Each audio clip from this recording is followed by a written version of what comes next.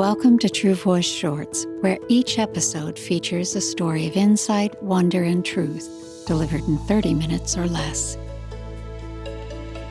You're listening to a story from the True Voice Reflections series, where memoir, meditation, and meaning meet voice. Today's story is titled The Room in the Voice. In this piece, we walk through history's silence, imagine a voice that never lived, Judith Shakespeare, and arrive at the courage Woolf offers future women who write. It is a journey from invisibility to imagination, from absence to legacy. From True Voice Productions, empower your story with voice.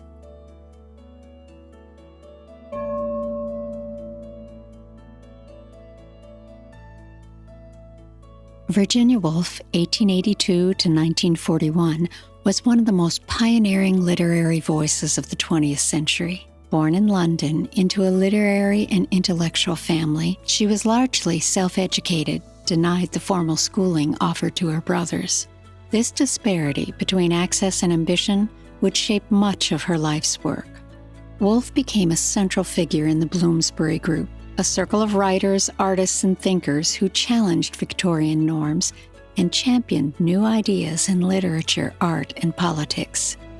Through novels like Mrs. Dalloway and To the Lighthouse, and essays such as A Room of One's Own, she redefined narrative structure and gave voice to the interior lives of women. Her writing captured the delicate interplay between consciousness and society, personal identity, and broader cultural forces. Woolf's influence lies not only in her literary innovation, but in her unwavering belief that women's creative lives matter and that economic independence is essential to creative freedom. A Room of One's Own was born from lectures Woolf delivered in 1928 at Newnham and Girton, Cambridge's women's colleges. Asked to speak about women in fiction, Woolf gave the world something more: a meditation on history, imagination, and the structural barriers that silenced women's voices. When published in 1929, the book met both praise and controversy. Its core message, that women need financial stability and personal space to create, resonated far beyond its time, becoming a cornerstone of literary and feminist thought. Woolf's call remains one of the most enduring invitations to claim creative autonomy. Let's look a little deeper. A foundation not yet built. In Virginia Woolf's time, the idea of a woman seeking education or financial independence was still deeply controversial. Universities like Oxford and Cambridge had begun to open their doors to women in the late 19th century, but true equality was a distant dream. At Cambridge, where Woolf delivered the lectures that became A Room of One's Own, women could attend classes and sit for exams, but they were not awarded full degrees. It was not until 1948, 7 years after Woolf's death, that Cambridge granted women the right to earn degrees on equal terms with men. Even those women who managed to gain access to learning found their intellectual ambitions stifled by societal expectations.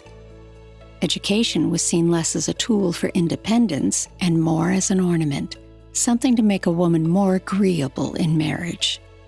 Few professions were open to them. Fewer still offered genuine financial security.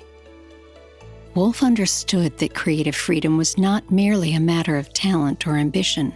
It required the material conditions to think freely and write boldly. Without financial stability, a room of one's own, and an independent income, the life of the mind remained out of reach for most women. Her essay became not just a meditation on fiction, but a manifesto for the basic conditions necessary to foster creative life. Woolf's observations remind us that economic independence is not merely practical. It is profoundly tied to voice, to imagination, and to the power to create. Without it, even the most brilliant minds risked being silenced before they ever spoke. invisible past. All these relationships between women, I thought, rapidly recalling the splendid gallery of fictitious women, are too simple. It was strange to think that all the great women of fiction until Jane Austen's day were not only unseen by the other sex, but seen only in relation to the other sex. And how small a part of a woman's life is that. I tried to remember any case in the course of my reading where two women were represented as friends. They are almost always shown in their relation to men. And I tried to remember whether any woman has ever expressed herself freely about her feelings and thoughts and emotions. I could not find any examples. Where are the books that record the unspoken experiences of women? It struck me how few women had been recorded in history. Even where records exist, parish registers, property rolls, court proceedings, the names of women appear rarely and almost never independently. They were daughters, wives, mothers, appendices to male existence. The voice of the woman herself was absent, as though she lived without thought, without conflict, without self. And so I began to wonder, not only why novels were silent, but why life itself had omitted them from the ledger. Judith Shakespeare. Let me imagine, since facts are so hard to come by, what would have happened had Shakespeare had a wonderfully gifted sister called Judith. Shakespeare himself went to the grammar school, learned Latin, Ovid, Virgil, and Horace, and grammar and logic. He was a wild boy who poached rabbits and married a woman who bore him a child too quickly. That escapade sent him to London to seek his fortune. He had a natural gift, a wild desire to see the world, and a burning need to express it. Let us suppose Judith was as adventurous, imaginative, and eager to see the world as he was. But she was not sent to school. She picked up books occasionally, but was told to mind the stew or mend the stockings. Perhaps she scribbled a page or two in an apple loft, but was careful to hide or destroy them. She was betrothed young, cried that she did not want to marry, and was beaten for it. She ran away to London, but found herself laughed at for attempting to act or write. Finally, in despair, she killed herself. She lies buried at some crossroads where the omnibus now stops outside the Elephant and Castle. The tragedy of Judith was not her talent, but her lack of opportunity. She was as gifted as her brother, but no stage welcomed her. No apprenticeship was offered. There was no place where she could hide and write, no companion who believed in her genius.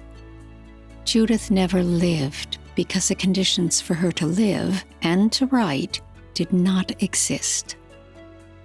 And yet she haunts us still, as a symbol of what might have been, of what may still be possible. Hope for the future, legacy, and voice. I would ask you to write all kinds of books, eschewing no subject, however trivial or however vast. Be truthful and write what you wish, for we think back through our mothers if we are women. It is useless to go to the great men writers for help, however much one may go to them for pleasure. A woman must have money and a room of her own if she is to write fiction. And so, if we have the habit of freedom and the courage to write exactly what we think, if we face the fact that there is no arm to cling to, but that we go alone and that our relation is to the world of reality and not only to the world of men, then the opportunity will come. And the dead poet who is Shakespeare's sister will put on the body which she has so often laid down, drawing her life from the lives of the unknown who were her forerunners, as her brother did before her. She will be born. Think how many women are even now beginning to feel their freedom to speak their minds, to write not only novels, but histories, essays, and memoirs. The habit of silence is breaking. Let us work not only for ourselves, but for those who come next, that the poet buried at the crossroads may rise at last. Not in fragments, not in visions, but in her full voice, ready to claim the world. A legacy of open doors. The impact of a room of one's own extends far beyond its original audience. It laid the groundwork for generations of writers, thinkers, and artists who would continue Woolf's call to claim creative space. Feminist writers like Simone de Beauvoir, whose seminal The Second Sex examined the construction of womanhood, drew inspiration from Woolf's insistence on women's intellectual agency. In the later 20th century, writers such as Toni Morrison, Margaret Atwood, and the Bell Hooks carried forward the idea that creative and intellectual freedom must be fought for, and that it remains unevenly distributed across the lines of race, class, and gender. Woolf's image of a room has been reinterpreted over time. For some, it became the literal space to write. For others, it represented the intangible yet essential right to self-expression, to intellectual autonomy, and to public presence. In contemporary discussions of creative equity, Woolf's vision continues to resonate. Her call to make space is no longer confined to gender alone, but has widened to include everyone historically excluded from the halls of power and culture. Artists and writers from marginalized communities draw strength from Woolf's radical simplicity, the insistence that space matters, that conditions matter, and that without them, voices are silenced before they are ever heard. Woolf's room is no longer just a metaphor for women's freedom. It has become a symbol for the struggle for equality in creative life. A room redefined. Today, a room of one's own might not be made of walls or windows. It might be a digital platform, a community project, a shared studio space, or even a quiet moment carved out of a noisy world. The essence remains a place, literal or metaphorical, where one can think freely, imagine boldly, and create without apology. Woolf's challenge still stands. Whether we are writers, artists, teachers, or dreamers, the need for a space to claim our voice endures. And the question remains urgent: how do we ensure that everyone, not just a privileged few, can find, furnish, and inhabit a room of their own? Epilogue. Virginia Woolf was one of the most brilliant literary voices of the 20th century. Born to a literary family in London, into a world that had already decided who she could and could not be, Virginia was raised in a home full of books and ideas. But she was constrained by the norms of her time, the denial of a formal education, simply because she was a girl. That disparity, the presence of knowledge paired with the absence of opportunity, would shape the emotional and intellectual tension at the heart of Woolf's work. She helped establish the Bloomsbury Group in the early 1900s, around 1905. When Virginia Woolf, then Virginia Stephen, and her siblings and their circle of intellectual friends, writers, and thinkers started meeting in the Bloomsbury district of London. This group included writers, artists, and thinkers who pushed cultural and political boundaries, like E.M. Forster, Lytton Strachey, John Maynard Keynes, and Virginia Bell, Virginia's sister. It was a loose collective, centered more on values and dialogue than formal membership. In her early 20s, Woolf began to write professionally, first with book reviews and then essays. After enduring the early deaths of her mother and siblings and multiple mental health struggles, Woolf began to write with urgency and defiance. She co-founded the Hogarth Press with her husband Leonard Woolf, which allowed her the rare freedom to publish on her own terms. But even as her voice grew stronger in print, Woolf battled recurring waves of depression and mental illness, worsened by early family losses and trauma from childhood sexual abuse. She wrote not in spite of her struggles, but through them, and often because of them. Her fiction, works like Mrs. Dalloway, To the Lighthouse, and Orlando, pushed the boundaries of form, time, and consciousness. Her essays made the personal political, the intellectual emotional. A Room of One's Own originated as a series of lectures Woolf gave to women's colleges when asked to speak on the subject of women in fiction. She gave the world something more, a philosophical essay wrapped in wit, fiction, and scholarship, and quiet revolution. The central idea that a woman must have money and a room of her own in order to write fiction became a rallying cry for generations of women writers and artists. Through metaphor and invention, Woolf made visible the cost of creative silence. Since its publication in 1929, A Room of One's Own has influenced authors, feminists, scholars, and everyday storytellers alike. It doesn't just ask us to remember the voices of women lost to history. It invites us to become them, boldly and with our own pens. It wasn't just a call to write books. It was a call to make space for our stories, our ideas, our contradictions. Woolf didn't want permission. She wanted presence. Her life ended tragically in 1941 when, feeling overwhelmed by war and illness, she took her own life. But her words have never stopped speaking. Woolf's legacy continues not only through her literature, but through every voice that dares to speak truthfully, especially when the world tries to silence them. This concludes The Room and the Voice. I'd like to leave you with a little gift. This bonus material is an excerpt from Professions for Women, another Virginia Woolf essay. This freedom is only a beginning. The room is your own, but it is still bare. It has to be furnished. It has to be decorated. It has to be made habitable. Not until you have done that can you call yourself free.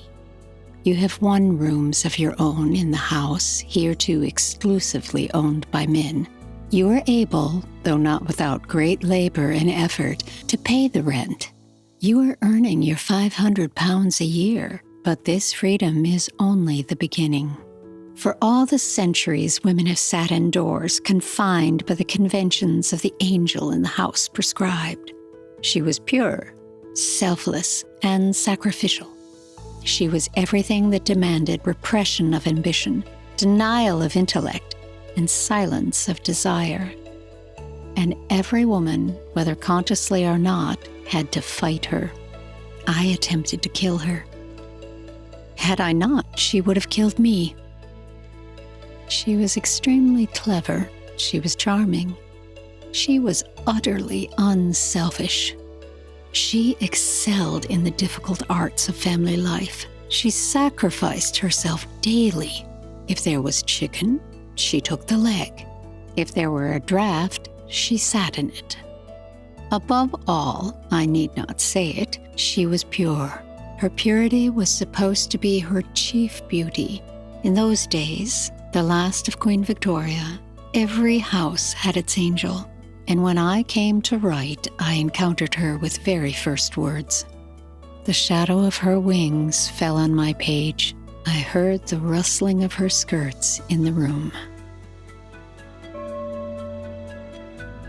This was The Room and the Voice, a reflection adapted from Virginia Woolf's timeless call to women and to anyone seeking space to speak freely.